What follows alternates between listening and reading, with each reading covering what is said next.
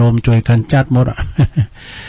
ก็เดี๋ยวมาทำไมเนี่ยปทอนเจ้าปทอนปทูมาลังไม่วะเด็กก็ได้ก็ได้ทุกนั้นก็เดียวเอาหน้าไม้เนอะเปิ้นมาเจ้าเปิ้นเต้นนี่นะเดี๋ยวรอบสองก่อนเนาะต่อไปนี่ก็มาอุดจุดยืนของชีวิตเฮานะจุดยืนของชีวิตเป็นจะได้ก็เดียวก็ลงว่าเป็นกรรมไปจุดยืนของชีวิตเฮามีจุดยืนเหมือนกันหมดสาระธรรมวัดมหาโลกวัดมหาโลกนะเจ้าโลกนะวัดมหาโลกแต่เจ้าได้จบไปก็ขอบคุณสุมาลีใจตาตีเอาไปวามเจ้านั่นนะ สมาธินั่นนะเปิ่นสูงมาเนาะ พวกในเจ้าว่าของแม่เดือนเพนแถมนะเปิ่นคติมากำลุนพวกเจ้าดีๆทั้งนั้นนะซะท่าเปิ่นคุณออกอินเทอร์เน็ตรุมจางคุณเปิ่นคุณเอ็นารมจัดด้วยกันนะจุดยืนของชีวิตเฮามีหยังพองจุดยืนของพ่อของแม่ก็คือลูกเด้อนะลูกเต่าเข้าปั่นสดาญาโยมเอ้ยบางตันบางคุณนะก็เลี้ยงลูกมาออมเปาะออมปอยได้กินบ่ากินแห้งมาสำเตือก็ลุ่มหายตายจากช่างมีนะสดาพ่อแม่ได้จุงหรือว่าได้ส่งสการเลิกซากศพลูกเปิ้นมาลุนแต่ไปก่อนได้อันนี้ก็เป็นธรรมดาเนาะอย่างที่อาจารย์พระอาจารย์เอาหลักว่านะแม่สุกแก้วแม่สุกแก้วนี่เปิ้นอยู่น้องหล่องเลยนะอยู่พี่กะศรีลาภรณ์เป็นตัวแทนพี่น้องศรีลาภรณ์เปิ้นเสียลูกไปก็ขอแสดงความเสียใจด้วยเด้อแม่สุกแก้วนะอันนี้ก็ฮู้จักพระอาจารย์เอาหลักเนาะพี่ยังบุญไปมาตึงอ่านเฮาคืนอีกก็นึงมาตึงปล่อยว่างละนะ ลูกเต่าขอปั่นบางพ้องก็ได้ลูกดีบางคุณก็ได้ลูกบดีแล้วแต่ไผแต่มันเขาพอละอ่อนนะศรัทธาญาโยมย้ำมนรถน้อยๆนะมันหานาฮักแต่กันใหญ่มากเนี่ยมันไปทำแบบหนึ่งต้องว่าไหนอะไรตัวหลงเนาะเอาว่าพาเนนเดี๋ยวนี้ยังเมื่อมาใหม่ๆเนี่ยอู้ยหูกรรมจะดีแล้วเอาขอมันได้หมูได้ฟูงแล้วไปเห็นหนังสือน่ะนี่สีลึกไปนี่ มันใหญ่หนากาบ้านปีกาค้าแข็งไว้เลยแต่ลูกศิษย์ลูกหาเฮาก็เหมือนกันของครูบาอาจารย์ก็เหมือนกันเป็นลูกที่ดีของพ่อของแม่เด้อพ่อแม่ก็มีจุดยืนก็คือลูกเนี่ยหวังฝากผีฝากไข่ให้กับลูกกับเต่าเวลาว่าเปิ้นลุ่มหายตายจากก็ลูกเต่าเราล้านเนี่ยนะช่วยกันส่งสการต้านขาบพ่อแม่ เวลาเปิ้นลุ่มหายใจจากไปก็ส่งสการตั้งขาบเกิดถึงปอถึงแม่นะพระพุทธเจ้าเป็นตรัสไว้ว่าทิศเบื้องหน้านั่นก็คือปอแม่ของเฮาเนี่ยนะบุตรก็พึงที่จะบำรุงโดยสถานหายอย่าง1เปิ้นเล่งเฮามาก็เล่งเปิ้นตอบ2ทำกิจธุระของตน3ดำลงวงศกุลของเปิ้น4พระพุทธตนเป็นคุณดีคุณดีนะเป็นคุณคนรับทรัพย์มรดกเมื่อปอแม่เฮาได้ลงรับดับขันไปแล้วก็ทำบุญอุทิศเนี่ยส่งสการต้านขาบแล้วก็ตานกู้เขากู้น้ำหือปอหือแม่เนอะนี่จุดยืนของปอแม่ก็คือลูกนะ ลูกเต่าก่อนนี่เปิ้นมีหลายดูต่างเนาะเลี้ยงลูกหลายไว้ทั้งเตมันเนี่ยเปิ้นว่าอย่างดีวามสมาเนาะอย่าไปปิดไว้นะเปิ้นว่าเลี้ยงม้าหลายไว้เผื่อว่อศรัทธาญาโยมทั้งหลายอย่างตุลุงมี8ตัวแต่ว่านี่ตายไปตัวสดามันมากินอย่างนั้นมันเป็นตัวเนนเขาน่ะขึ้นมานำลายฟูมปากตัวน้อยน่ะโอ้เห่าจะดีที่วันนั้นนะการลงที่ตัวลุงวันนั้นก็มาเห่างอกมันเห่าวันพี่น้องเวงตั้งกันปุณอะไรยองตายไปแล้วเนี่ยอันนี้อันนี้จังได้แต่เนาะกูเตือนนี่มันนอนอยู่ที่เนี่ยเขาพอว่าดามึงไปไหนเฮ้มเดี๋ยวเนี้ยมันเป็นมาเมดอกมันตายไปแล้วสดาเนนก็ไปฟังว่าเนี่ยตุลุงยอบางสกุลอยู่นะ เนี่ยมันคล้องมันอยู่กับเฮานะซะได้การเวลามันลุ่มหายตายจากว่าใครตึงหามาเนี่ยก็มันกรรมมันมาตึงอ่านเนี่ยเฮาคิดไว้นะจุดยืนของครูบาอาจารย์เนาะก็คือนักเรียนนะลูกศิษย์ลูกหานักเรียนลูกศิษย์ลูกหานี่ก็อยู่ถอยฟังกรรมเจอฟังแต่ก่อนนี่นะสดาญาโยม เป็นนังเล่นก่อนนะซะเตอโกคู่โกบ้านี่เหลือปอเหลือแม่กันเด้อเพิ่นสั่งทำกันบ้านนะมันทำได้เตอนี่โกคู่บาโกคู่เหลือปอเหลือแม่ก็มีนะอย่างวันนี้ก็ได้รับความอนุเคราะห์จากคณะครูบาอาจารย์ผอ.เปิ้นเอานักเรียนมานะนักเรียนมาตึงยิงตึงใจเนี่ย2แคววิทยาคมเนี่ยพวกตัวนักเรียนเป็นนักพื้นหา600บ่มันจะเปิ้นเอามาเอาอยู่เอาไม้กวาดมาพัฒนาว่ะช่วยกันปัดกันกวาดโอ้ได้ดีล่ำของขี้เยอะนั้นตุลุงก็เอาหลายเตือนนะเอาไปกอบไปขวางนะแล้วก็เขาเจ้าเขามาหลายนี่ ครูเพิ่นก็บอกว่าวันที่13เปิ้นจะเอานักเรียนมาแสดงตนแสดงตัวเป็นพุทธมามกะนี่แล้วก็นำเรียนหลวงพ่อไปละนะอันนี้ก็คือเป็นการสมัครสมานกันเนาะบวรวัดบ้านโรงเรียนนะครูบาอาจารย์เปิ้นจะเอาพออ้อใหม่มาเนี่ย เอามารับฟังโอวาทกับหลวงพ่อตัวเอกเอาเข้าวัดเข้าว่าพออ้อใหม่เตนท่านพออ้อชัยพันธ์โอ้พอชัยพันธ์นี่ก็ดีเต้เด้อศรัทธาญาติโยมเปิ้นดำรงตำแหน่งมานี่นะเป็นพออ้อนะนักเรียนมานักมาทำ100ปลายว่ะดูเดี๋ยวนี้เพิ่นก็เกษียณอายุไปก็เป็นธรรมดาเนาะเกษียณอายุไปแต่ว่าตุเจ้านี่ถ้าว่าเปิ้นจะเกษียณอายุนะ80ปีอ่ะลง80ปีก็นะเตียงจะออกจากจะเป็นเจ้าคณะตำบลก็ดีเจ้าคณะอำเภอก็ดีนะแต่ว่าเปิ้นก็ยังมีข้อแม้ถ้าว่าสติสัมปชัญญะเปิ้นได้อยู่ต่อได้อยู่นะ แต่กฎเปิ้นมี80ปีอ่ะเปิ้นปลดเกษียณนะแต่ว่าเจ้าอาวาสนี่ตลอดเต้าอ่ะนะตลอดเต้าตลอดเลยจะจุดยืนของหมอพยาบาลก็คือคุณป่วยคุณไข้นี่การว่าเจ็บป่วยเมื่อยไข้ก็เปิงหมอนะศรัทธาญาติโยมทั้งหลายเฮามีหมอรักษาเนาะมีหมอรักษาตนโตเฮาเวลาเจ็บเป็นยินอุ่นก็เข้าโรงพยาบาลนะไปรับการบำบัดเจ็บไข้ได้พยาธิเฮาไปโรงยาเนี่ยมันได้มีหันหมดนะลงเด้อให้มันเคยไปโรงยานะสัจธรรมกำแล้วเด้อศรัทธานะมันมีหันหมดเกิดแก่เจ็บตาย ครบวงจรนะตุลุงไปนอนเฝ้าไปญาติเปิ้นเตือนนะปวดโดกมาได้ยินเสียงน้อยหายเอาแง่เกิดทำเปิ้นเกิดหรอได้ยินอยู่นะแม่และเด็กเนี่ยเกิดก็ไปเกิดเปิ้นไปวางเปิ้นไปฝากต้องเนาะการเจ็บมาโอดโอยมาก็เข้าห้องยานะเข้าห้องยุคห้องยา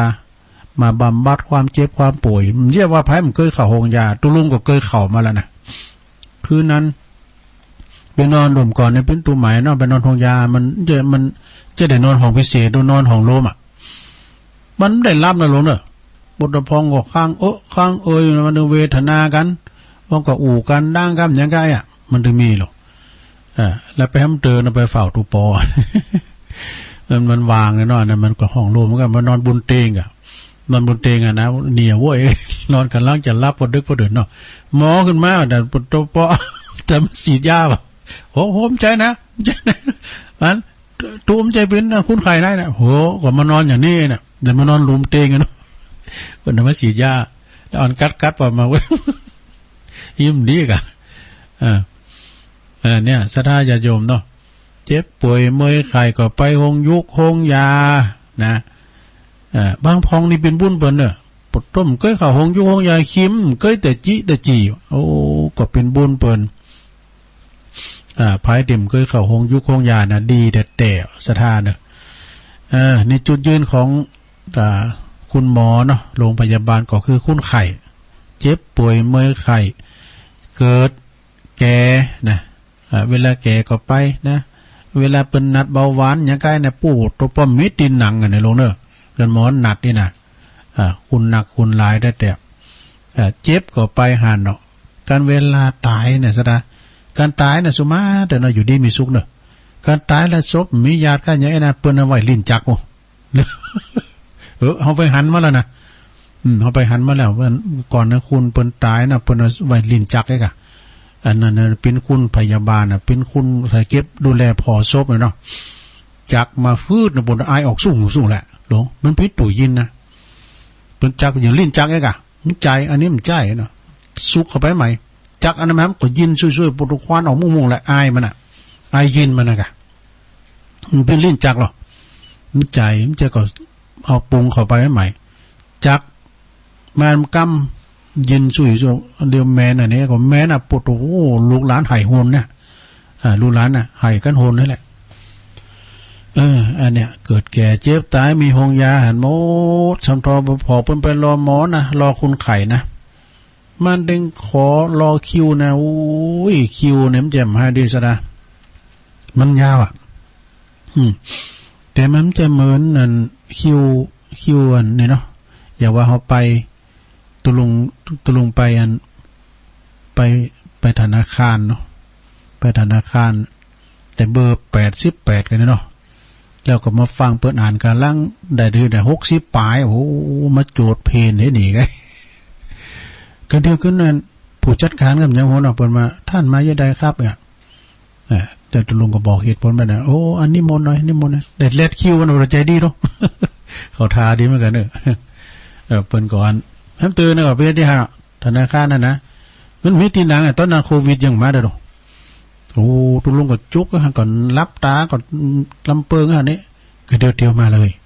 เนี่ยเดี๋ยวเพิ่นเอาไปนั่งผู้นั่งในเพิ่นโอ้เขาทาดิเฮ้ยมันตอนรับจะเดียโอ้ถึงไหนจุดยืนของหมอพยาบาลเนี่ยคุณไข่เนี่ยสดานเจ็บป่วยเมื่อไข่ต้องปึงหมอนะปึงหมอก็มีหลายอย่างนะหมอเมืองหมอแผนโบราณอย่างว่านั้นหมอแผนโบราณเป็นมาตอกสินตัวลุงดูหมอเลินหมอเลินเนี่ยเปิ้นตอกสินเดี๋ยวเปิ้นอยู่ป่าบอกก็งามนะต่อข่าวนอนข่มนอนง่ายนอนตะแกงนี่กะต่อข่าวตัวลุงก็รับไปวอยรับไปกันเดียวเลยเปิ้นห้องสะดุ้งตื่นเปลี่ยนไฟมันใจดีดอกแล้วก็ยังสิวกันหลงยังสิวมันตอกสิวกันแต่มันใจเหลี่ยมนะมันปุ๊กเปิ้นต่อไปตามสินตามอินโทษใจดีคือโรงพยาบาลเด้อกันเนอต่อไปข้อที่3ข้อที่4จุดยืนของนักบวชก็คือพุทธบริษัทในศาสนาญาติโยมอย่างตุลุงเขาเป็นนักบวชลูกนะเป็นนักบวชก็กับศรัทธาญาติโยมอย่างที่ตุลุงมาออกรายการเนี่ยก็ดีตุลุงก็วางใจว่าเปิ้นก็ฟังกันตุลุงก็รับผิดชอบในหน้าที่การงานเวลาว่าเอาก็เป็นการเผยแผ่สัจธรรมแถมตั้งหนึ่งเนาะก็แถมช่องทางหนึ่งนะศรัทธาที่เปิ้นฟังกันเนี่ยเปิ้นฟังกันเปิ้นโมนตุลุงก็มีความสุขละนะมีความสุขที่ว่าเปิ้นฟังเฮาอยู่เน้อนะมันก็เวลามันถ้าออกนะมันพุกเลยนะคืนนี่ต้องสอหาแลบๆละนะสอหากำกำจากกำที่เป็นคำคมคำอย่างต่างๆเนี่ยเอามาเสนอแนะกัน ได้จากการที่ว่าเปิ้นส่งอินเทอร์เน็ตมาพองกายนะเอามาเล่าสู่จู้กันฟังแต่ว่าเปิ้นก็ความจริงเปิ้นก็หูกันหมดแล้วนะแต่ว่าที่เปิ้นได้มีมือถือได้มีอันไหลขึ้นไหลลุ่งนั่นนะอันนั้นเปิ้นก็ท่าฟังตัวลุงก็เอานั้นนะเอากรรมสาถ่ายยายกับแม่หลวงเขาเนาะปอหลวงแม่หลวงเขาที่เปิ้นติดตังติดเตงได้ยินนำทำคำสอนของครูบาอาจารย์พระสงฆ์องค์เจ้ากุโตนกูองค์เนี่ยเปิ้นก็ดีอกดีใจนะอย่างงั้นเป็นออกต่างเมืองฟางเนี่ยน้ำมันป่ามันเปิ้นว่าเปิ้นฟังกันหลายตัวเปิ้นฟังกันแล้วก็กันไปวัดก็กันเนี่ยฟังกุตุนกูองค์เนี่ยนะมันก็โมนอกโมนใจกับฟังกันไปเนี่ยศรัทธาเนาะพุทธบริษัททั้ง4ภิกษุภิกษุณีอุบาสกอุบาสิกาเนี่ยภิกษุสามเณรบ่ได้ภิกษุณีมีแล้วเอาสามเณรเนาะเอาเนี่ยเฮาก็มีความสัมพันธ์กันอย่างคืนเนี่ยมันสำคัญเด้อเผยแผ่สัจธรรมสู่ถึงบ้านนะถึงบ้านถึงโซนถึงที่ไหนก็ตามถ้ามีวิทยุฐานนี่นะเปิ้นใส่ทานก็ป้าไปดอกฟังไปใส่น้ำโซนไปไปกลางตุงกลางน้าก็ฟังไปที่เปิ้นฮับได้นะ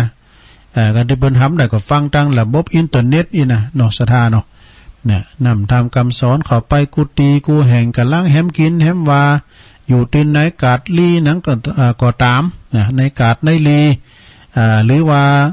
ตั้งใดก็ตามน่ะได้ฟังกันนี่ก็โมนอกโมนใจอย่างตุลุงเป็นหนักฟังอย่างฟังพระอาจารย์เอาหลังคือแหละจุบผลลัพธ์ไป ฟังข่าวโอ้คติธรรมครูบาอาจารย์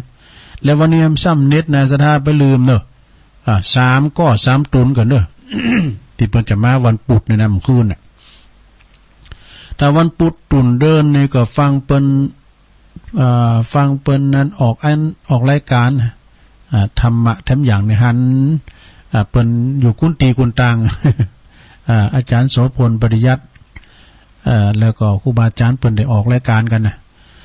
วันพุธก็ตามปกติวันพุธวันนี้ท่านพระครูสุเมธพระครูสุเมธธรรมเสวีเปิ้นก็มามาจ้าเดี๋ยววันนี้เปิ้นก็คงจะไปปฏิบัติศาสนกิจจ้าเปิ้นก็ไม่ได้มาก็ตุลุงก็แตนกันไปอาสดาเนาะเก้าก้างซ้ำเตอก็อันดังเปิ้นมีการมีงานตุลุงก็ช่วยกันแตนกันไปเนาะเพื่อว่ามือสถาได้งอมได้เงากันเนาะสถาญาติโยมทั้งหลาย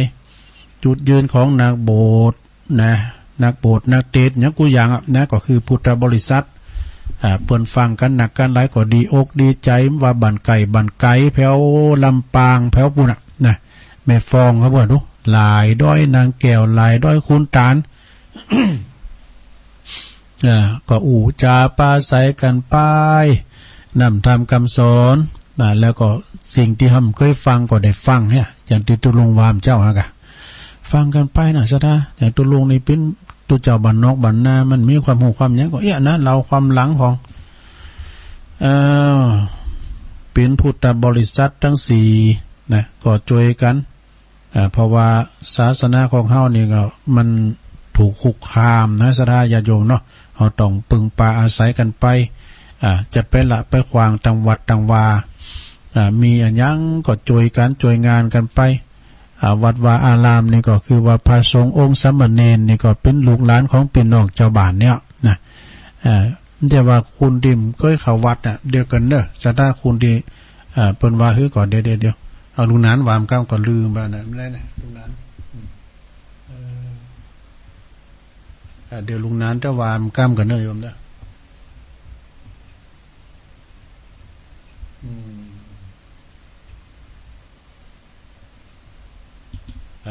เนี่ยปะลุงนั้นแล้วลุงนั้นไว้หน่อยละสาเหตุที่คุณเขาวัดเขาว่าเนี่ยมันเป็นจะได้ลองว่าลุงนั้นเด้อ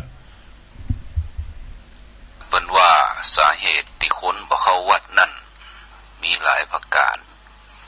ก็คือ1วัดเลิกขวาย2ตัดหวายบ่ขาด3เงินบาท100ตัว4กลัวเปิ้นเอาเป็นเจ้าศรัทธา5สังฆาระ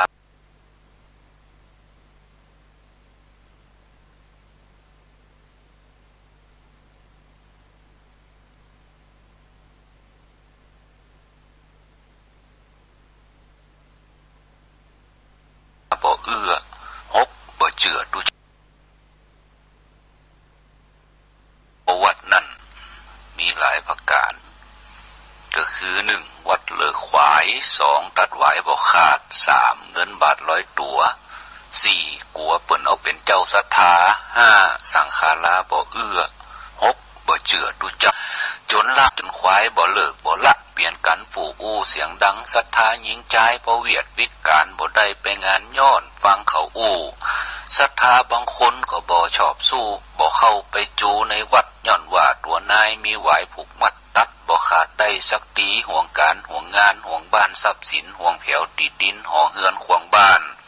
ห่วงลูกห่วงหลานห่วงการตีสร้างเลยบ่เตียวตางไปวัดแหมอย่างหน้ามันอัดตะขัดบ่มีบาทเบี้ยเงินคำรายจ่ายสำนักอย่างที่หูหันต้องหาเงินคำเลยไปบ่ได้รายจ่ายนั่นนาจักจ๋าบอกให้กาน้ำกาไฟสปะลูกเฮียนหนังสือมือถือแหมละผ่อนรถเครื่องฮือลูกจ่ายสมาชิกศพของหมู่คนตายเดือนไหนหลายรายต้องจ่ายหลายเจ้าแถมข้อ1นาก็ได้เป็นเจ้าภาพสิ่งก่อสร้างในวัดหอมหน่อยก็อายหอมหลายหมักหนักเงินก็จักเสียงหมดไปสาเหตุนี่เลยบ่สนใจวัดว่าบ่ไปนั่งเฝ้าอยู่บ้านบางรายนั่นนาแข่งขาก็ห้านย่อนความชราแก่ข่าวไปนั่งฟังธรรมนาหดเหี่ยวย่อนเจ็บปวดโดยกายาตึงดูกตึงคอตึงแข้งตึงขาย่อนความชรานั่งเมินบ่ได้ เมื่อยามหนุ่มบ่สาขับไปบ่แก่ก็ไปเนื้อวัดยามแก่ขึ้นมาจักปฏิบัติศีลธรรมพระเจ้าเอาบุญแต่ว่าสังขารมันบ่อุดหนุนเลยขาดกันบุญไปวัดบ่ได้แถมอย่างนั่นนาเอาอาเหนือใต้บ่ศรัทธาในตุภะถือว่าตัวลวกยิ่งกว่าเถระตุภะบ่ต้องบรรยายความโห่เขานั่นบ่ใจมีหลายห่มเหลืองบ่ได้จะโห่อย่างหั่นตุภะนั่นนาแค่ลูกเจ้าบ้านเกิดว่าวันซืนเต่านั่นก็เลยบ่ไปวัดว่าแถมซ้ำด้วยสาเหตุอันกล่าวมาลางผู้คนนั่นมีใจละสาบ่สร้างบุญญากุศลไปหน้าคณะศรัทธาเอาอาหน้าป่าเขาวัดเขาวาของเน้อโอกาสเวลานั่นมีเปรอถ้าจิตใจมันในบุญอย่าท่าวันตายนอนฮือเขาจูงหวังเขาสร้างบุญหยาดน้ำไปฮือมันบ่แน่นอนบ่คำนักตื้อจะได้อันใดบ่ฮู้ย้อนว่าวันใดเฮาตายหมกหมู่เขาหนอหลับลู่สุรามีแต่ปรับกรรมกึดพอเตือนนาเรื่องบุญนั่นกาเหี่ยสักหน่อยข้าวสารบรรยายไข่มาเป็นถ้อยขอปงลงวางอย่างพักถ้าบ่ตัดใจอภัยเนื้อครับบ่ได้ว่าฮือคนใดข้าวซอใหญ่อย่างไว้เต่าอีเต่านี่สู้กันฟังก่อนและนายเฮยเอาแล้วศรัทธาพี่จะคือพองลุงนั้นเดินมาเล่าให้ฟังอ่ะ สาเหตุพระคุณเขาวัดมันมีหลายอย่างแต่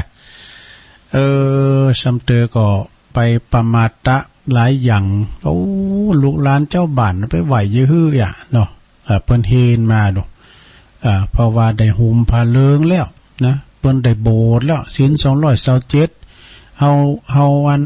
เป็นคนบ้านแต่ว่าเฮาจบปริญญานะมันก็จบต่างจบเนาะนั่นเปิ้นเฮนต่างธรรมดอกเฮนต่างนำธรรมคำสอนนักธรรมก็เฮนพุทธประวัติก็เปิ้นศึกษานำธรรมคำสอนก็จบไปต่างธรรมแม่เนาะศรัทธาอันนี้ก็เป็นคติธรรมเหมือนกันลุงนั้นมาเล่าให้ฟังนะตัวลุงบันทึกว่าเนี่ย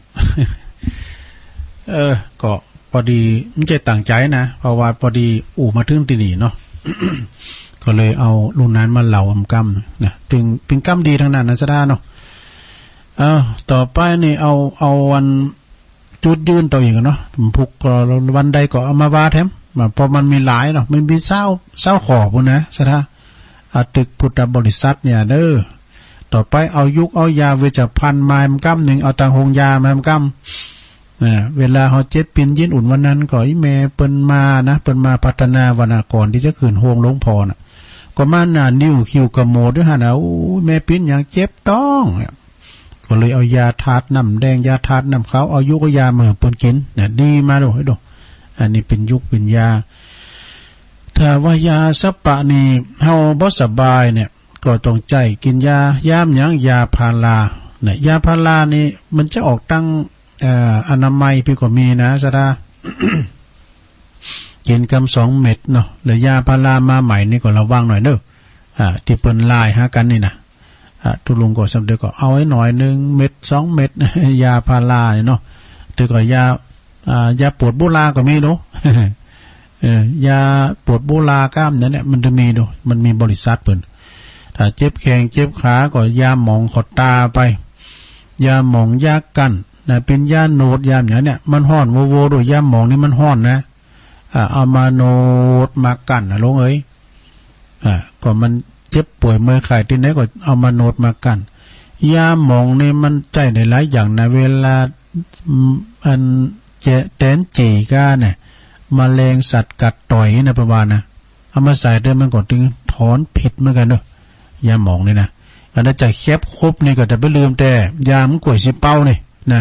เกตเอายางมาใส่เตรียมสมานแผลที่บาดแผลมันมาเปะก็อย่างได้หมดนะตุลุงผมได้ลองผมด้วยนะแล้วมันครบไปเนาะตกกลางป่างามใหม่ได้ยืนน่ะเอากล้วยสิเป้าไปโดยแก่นเนาะเมงจากแคบนี่นะตะขาบเนี่ยกันมันครบมันขืนนะหลวงตูลุงนึงเกยมันครบหลายเตือเดือนกูยังจะเว้าก็เกยครบเนาะจะเว้านี่นะที่ตัวใหญ่ๆอย่างแมงป่องที่มันสีดำๆน่ะเกยครบตูลุงล่ะก็เจ็บกับปวดนะแล้วก็จะเว้านี่หรือว่าแมงป่องนี่ก็ครบละนะแมงป่องนี่ก็คืนนะปลาดุกก็เกยปักละดูจะแคบก็เกยครบมาละดูโอ้เจ็บทั้งนั้นเนื้อสะท้าเนอะเจ็บทั้งนั้น แล้วก็เวลาเจ็บแข้งเจ็บขาก็ใจยาหมองคอโนดเขากั้น แล้วก็เวลาเฮาเจ็บต้องเจ็บใส่เจ็บต้องเนาะ ใจยากระเพาะ ยากระเพาะนี่หยังน่ะแอนตาซินใช่กะนั่นแก่กันแตกพวกนี้แอนตาซินแจกเนี่ยไผแตกก็แจกนักมวยบ่ตีอ่ะ ยากระเพาะบ่ได้หูกันดีแล้วเนาะเจ็บก็อิ่มก็ปวดหิวก็ปวดเนี่ยนะกินข้าวเป็นเวลาซะนะนะต้องใจยากระเพาะอาหาร แล้วก็การเจ็บตานะเจ็บตานี่เปิ้นเอายาหยอดอย่างตัวลุงนี่ถ้าได้ไปโรงยาเหมือนกันโรงยาเหมือนกันนะตาตัวลุงนี่มันตาแดงมันเป็นต่อซะนะจะได้ไปโรงยาอยู่เขาแรกนี้ไปเปิ้นบอกว่ามันนุ่มอยู่ตัวลุงมันนุ่มอยู่ไปมันแก่ทำน้อยนะก็แก่นะแก่นะตาแดงนะซะนะเนาะถ้าว่าหายใจบ่หอดนี่หายใจบ่หอดก็ต้องพ่นยาโอมก่อนนี่มีเหล่าอ่อนมาเป็นไขโยม มันเป็นหืดเป็นหอบนี่กะซะนะเป็นโรคหืดหอบนี่ลำบากนะซะนะเวลาฝนจัดตกกะไอ้นะมันสาบไอฝนนี่มันได้นะมันจะหายใจบ่หอดตอกกะวับพอดีมีรถมาเปิ้นตักหินตักดินนี่กะเปิ้นอยู่หลายวัดเนาะเปิ้นมาหาอาการป่าตัวนั้นโผเปิ้นขับรถนี่กะเปิ้นโอ้เดี๋ยวไม่ต้องตกใจนะไอ้นี่เปิ้นเอายามาพ่นโลงโซ่อ่ะเป็นว่าเปิ้นเอายาพ่นยานี่นะละอ่อนมันนั้นเป็นโรคหืดหอบเนาะถ้าเมาโหจนนี่ละลงเจ็บโหเมาโหจนนี่ต้องใจยาดมแล้วยาหอมยาลมยาดมยาหม่อง อันนี้จะเป็นประเภทยาหน่อยซะได้เนอะภัยที่มันมีโรคภัยไข้เจ็บในเป็นดีที่สุดอ่ะซะได้เปิ้นว่าภัยที่มันมีภาระกำลังมีโรคภัยไข้เจ็บเนี่ยมาเบียดเบียนเนี่ยเลยเปิ้นถูกโหยก็แหละนะก็กันเวลาเฮามีโรคภัยไข้เจ็บเนี่ยไปที่ไหนก็ได้ไปเปิ้นกินเปิ้นตานที่ไหนก็ได้ไปโดยที่ว่าเจ็บป่วยเมื่อยไข้นะโอ้ดีแต่บางพองเปิ้นโรยเริ่มหยังเนี่ยเปิ้นแต่ไปกินแบตานตัวก็ยังไปมันได้มันลุกยังยังไปมันลุกอันป่อไหวนะลุงอันเตียวบ่ได้นะมันก็ปิ้นวานบ่สมบูรณ์นะหมอ ชีวิตที่บ่สมบูรณ์นี่มันหลายอย่างเนาะสังขารบ่อำนวยเนี่ยเพิ่นว่าจะไปวัดก็ไปยามหนุ่มๆเนี่ยไปหนุ่มๆเนี่ยเด้อศรัทธาเด้อบางคนก็อีแม่ถ้าเมื่อ40ปลายเข้าวัดเข้าว่าไอ้น่ะเพิ่นว่าจะไปวัดยามมื้อเฮาแก่จะไปมาหักปอหักแม่เวลาเปิ้นลุ่มหายตายจากไปแล้วเนี่ยเป็นคติธรรมเหมือนกันนะศรัทธานี่นะไปวัดไปว่าในยามหนุ่มๆนี่โอ้มไปแต่แลหนุ่มโยมตายง่ายเลยเดี๋ยวถึงว่าเฮาประมาทเลินเลอเนอะนี่นะเป็นยังไงแต่แล้วปล่อยเท่ามาเกินนี่นะสับเตอกรรมมาตัดรอนเนาะเนี่ยศรัทธาเอาจะไปลืมเนอะคือมียาหอมยาลุมยาดมยาหม่องเนี่ยเมาโหจนนี่นะคือไปหาหมอไปเอายาหอมยาลุมยาดมยาหม่องไปกั้นไปบุยไปโนดเนาะแล้วก็แต่ว่าถ้าว่าเฮาห่อนในห่อนในนี่จื้อน่ะมันห่อนในต้องใจยาเขียวใหญ่ตราใบโพ อันนี้เป็นหนังสือของอาจารย์บุญเพลินซะดาตุลุงเอามาเล่าฟังนี่นะอาจารย์บุญเพลินยาวิชัยเพิ่นเป็นนักปราชญ์บัณฑิตแถมทันนี่เด้อเพิ่นแหล่ก็ได้นะมีดนตรีด้วยนะมีดนตรีด้วยถ้าว่าโฮโน่ล่ะโฮโน่นี่ต้องใจน้ำแข็งประคบล่ะปุโธแพ้มเคยโฮโน่กะ ตุลุงนี่ก่อนพี่น้อยนะกะยิงไอ้กะยิงกูสติ๊กยิงนะมันสะดิดมาใส่โหน่ะที่โหโอนะ โน่นี่2 วันกันนะซะนะเอาลูกหลอมนะลูกกุ้งนะ แล้วก็สะดากะว่ากินข้าวแล้วดินแล้วทุรนทุรายก็กินยาแก้กินพิษ ยาลุม108ก้ายาแก่กินพิษก้าเนี่ยโอ้อันนี้มันถึงดีแต่เนาะซะนะอย่างวันนั้นเนี่ยอีแม่เปิ้นสบายเนาะเปิ้นมาวัดเจ็บต้องกินยาถาดน้ำแดงกินยาถาดน้ำขาวดีมาตุนะดีแล้วอันนี้ก็เป็นบุญอย่างเนี่ยเนาะซะเนาะฉะนั้นก็ศรัทธาญาติโยมทั้งหลายแต่เจ้านี่ก็ปอทอนเพิ่นโทรมาปอทอนนี่เพิ่นอยู่บ้านห้วยซิวใช่ป่ะนะน้องซิวดอยซิวสมาร์ทดอยซิว ก็มีหลากหลายบางพองเปิ้นก็ฟังได้เปิ้นโทรมาอีนะแต่บางพองเปิ้นก็โทรมาเจ้าก็มีแม่พัดแม่โบพัดต้นสารนี่อยู่ปุ่นนะอยู่ฝางปุ่นเปิ้นก็เอาขนมพองเอาปลาบึกพองแล้วก็ เอาน้ำปูพวกนี้เจอเนอะเอาหนอมาด้วยเจ้าเนี่ยโคหนอด้วยแล้วก็มีสมณเณรเอาลักนี่เปิ้นก็มาให้กำลังใจตุลุงแล้วก็มีปอน้อยบุญปันปอน้อยบุญปันนี่ก็อยู่เสาหินฝางไหนมโนครนะนี่เปิ้นฟังตลอดเปิ้นฟังรายการทุกรายการหลวงปอมานิถาวาโลเปิ้นอยู่สำนักสงฆ์ห้อมบุญเนี่ยเปิ้นก็โทรมาให้กำลังใจให้ข้อคิดหลายอย่างแม่พันธุ์บ้านป่าบุ้งเวียงฝางแถมแม่จันสีแจงโฮลินอันนี้ก็ฟังตลอดมึงฟังมาแหงเนี่ยวันนี้นะหลวงพ่อมันนิดเปิ้นก็บอกว่ารอบ2เนี่ย เปิ้นว่าหยังก็อันลูกปู่จานร้านตุลงพายิ้มเอาลูกปู่จานร้านปอลงก็เดี๋ยวก็เปิ้นมาเฉลยเหมือนกันเนาะพี่น้องเพิ่นไข่ฮู้ตุลงมันไข่จางนะเรื่องเฉลยอันเนี้ยนะแม่ฟองปงดอนแม่ฟองก็แจโหมบนเด้ออันนี้เจ้าก็โทรมาขอบคุณแม่ฟองอันนี้ก็เป็นแฟนคลับประจำเหมือนกันเนี่ยพี่น้องทั้งหลายดอยไหนดอยขุนตาลเนาะดอยขุนตาลอาจารย์นิพนธ์เพิ่นก็เป็นนักกรอนนักข่าวนักกรน้ำใจข่าวหมดแล้วอาจารย์นิพนธ์คนโคราชก็โทรมาก็เป็นสีสันทำอย่างหนึ่งแม่สีทอนน้องโบชัยประการเป็นเบอร์สุดท้ายเจ้าน่ะอันนี้ก็เป็นรายการของศรัทธาญาติโยมเฮาเนาะที่เปิ้นได้มีโอกาสมามาจ้า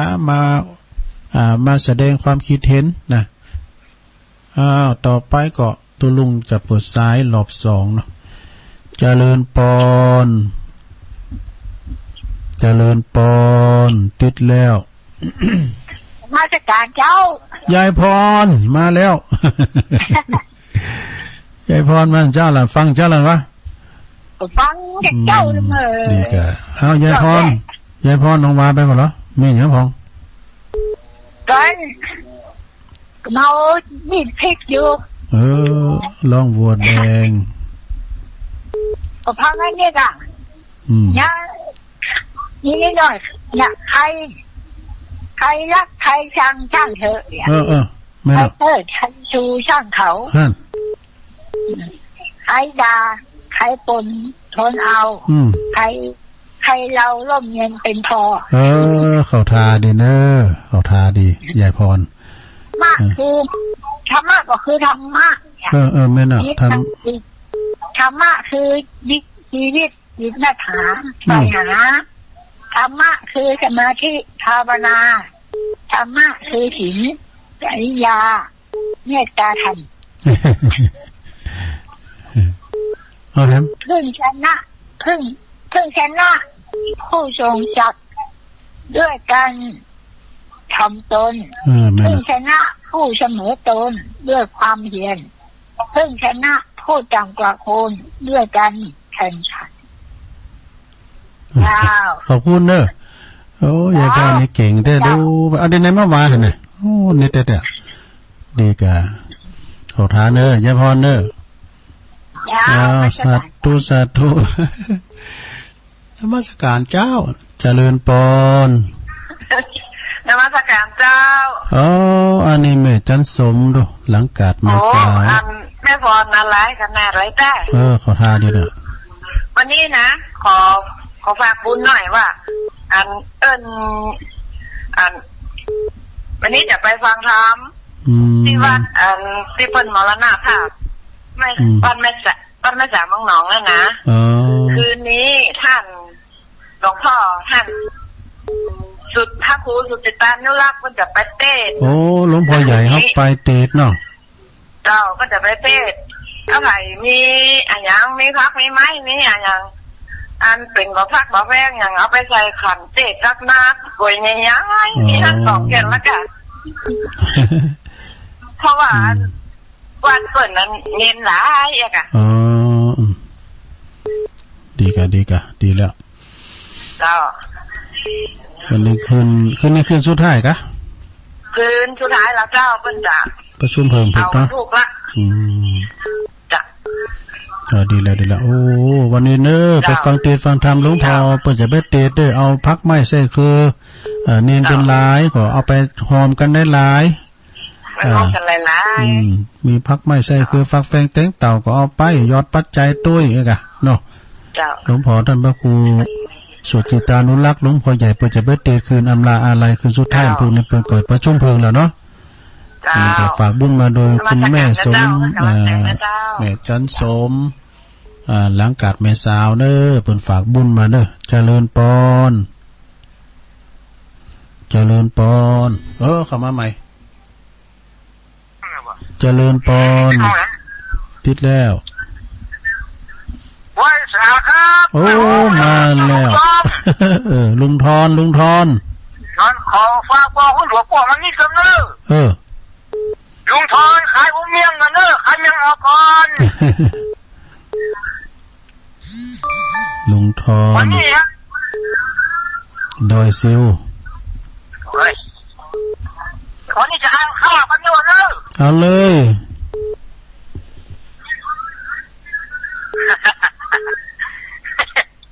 เดือนเนอะข้าวกันเนอะเอาเลยเอาดอยซิวเลยหลังนี้มีข้าวมีต้อยเข่าเขียวปีมาคนเดียวชอบหาน้องเนาน้องอยู่ที่ไหนแม่ล้อมรอเบากะว่าอยู่ไหน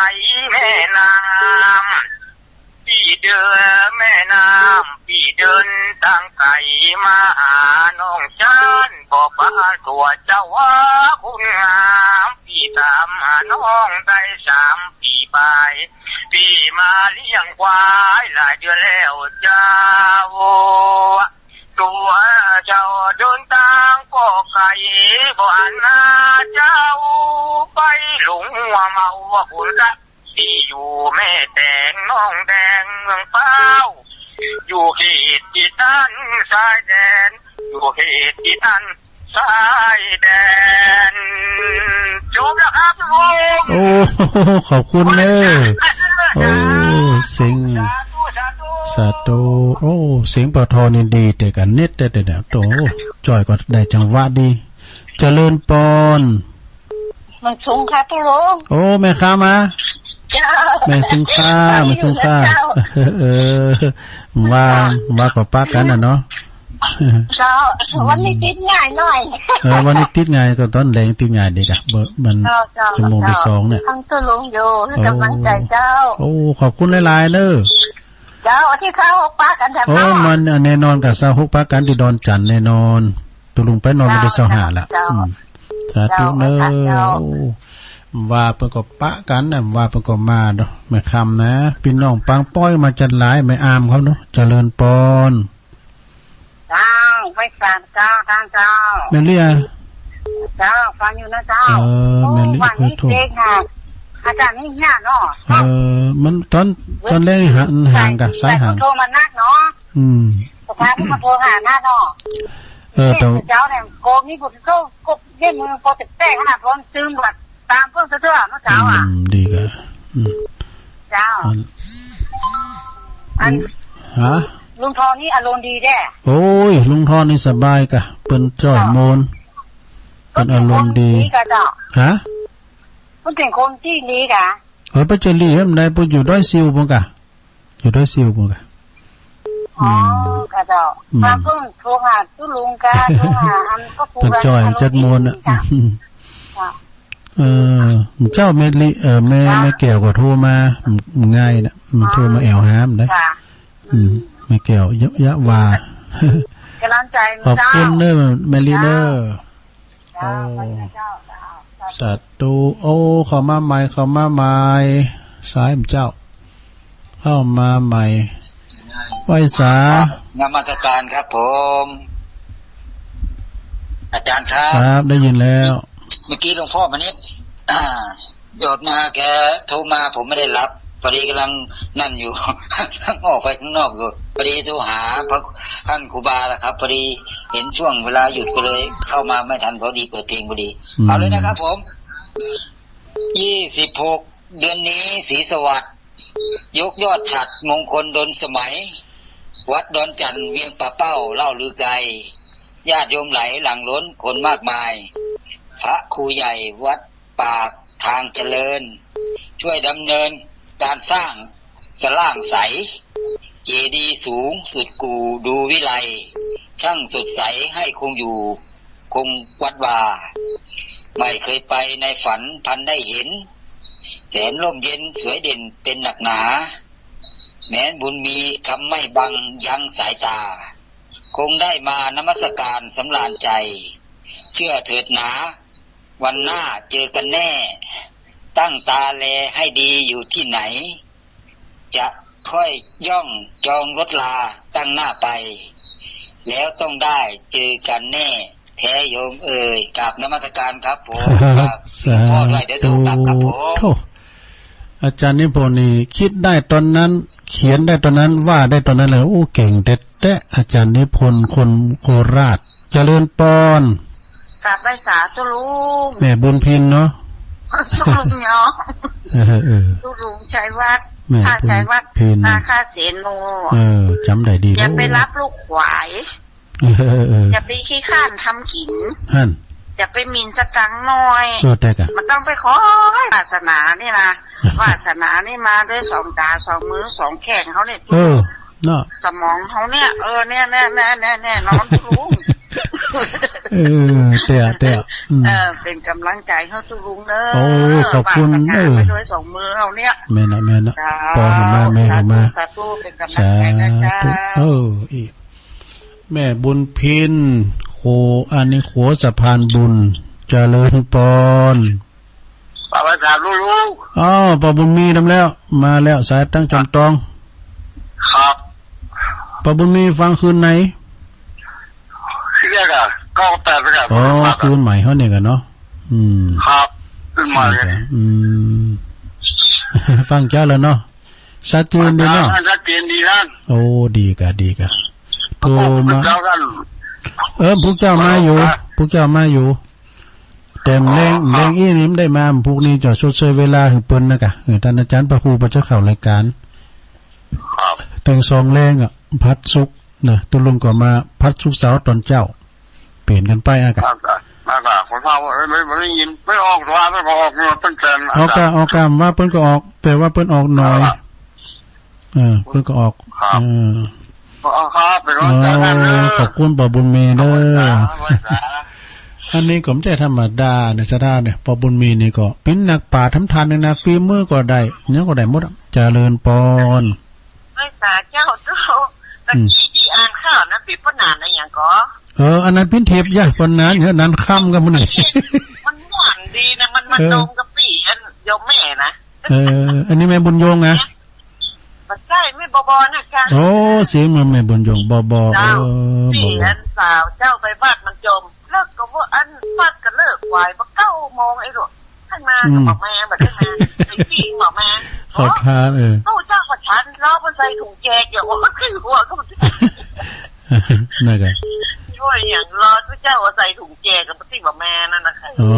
ขอจองพี่กับเจ้ากำลังใจแล้วจะรู้มันจะนอนฟังขอบคุณเ